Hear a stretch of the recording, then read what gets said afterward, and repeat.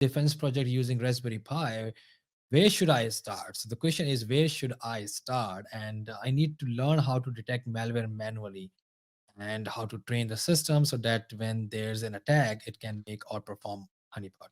So Um, many questions in, I would it say. is first and foremost. I'll tell you, ML on the Raspberry Pi is going to be a little bit of a challenge, right? The Raspberry Pi is known for low compute, low power. A lot of ML is going to require heavy compute, potentially a GPU, depending on what kind of ML you're doing.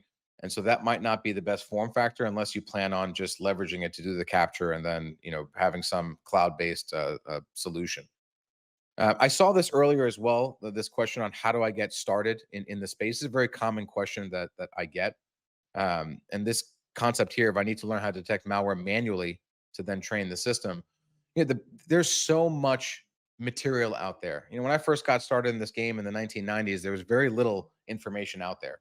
Now there's books, there's courses, there's degrees, entire college university programs, but none of that is even necessary. I would start with following the blogs, OPSWAT blog, other peers, following blogs, looking at these blog entries, finding a copy of the sample. If you can't get access to it, maybe you don't have access to a virus total, ask. I guarantee you, if you ask a security researcher for a sample to do research, they will get it to you happily.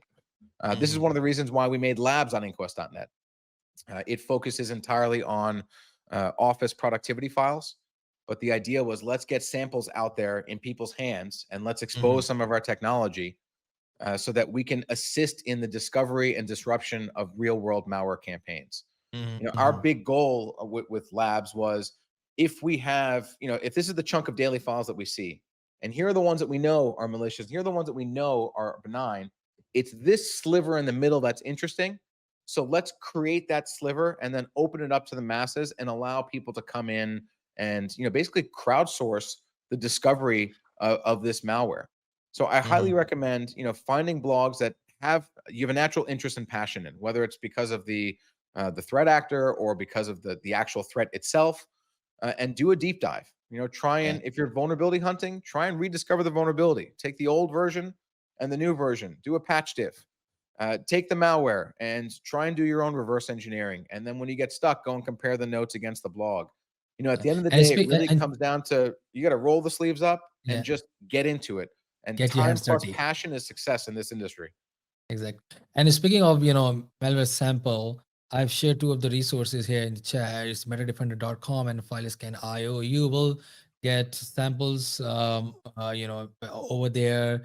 You can see the file inspection. And of course, at Pedram said, is, curiosity is important. You need to, the resources out there, just go online, follow your, several blogs out there.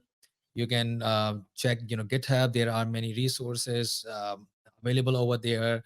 Eventually, you at some point of time, you need to start from somewhere, and when you start, you will definitely get into this domain. Just follow your passion. That's what important.